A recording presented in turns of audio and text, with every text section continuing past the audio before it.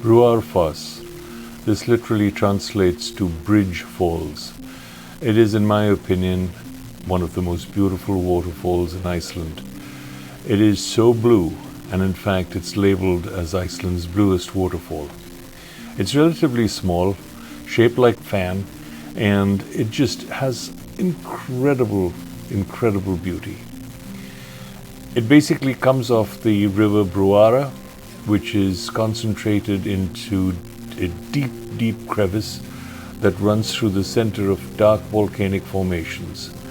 The water concentration thereby creates clear sky blue rapids contrasted by dark lava rock and lush green vegetation.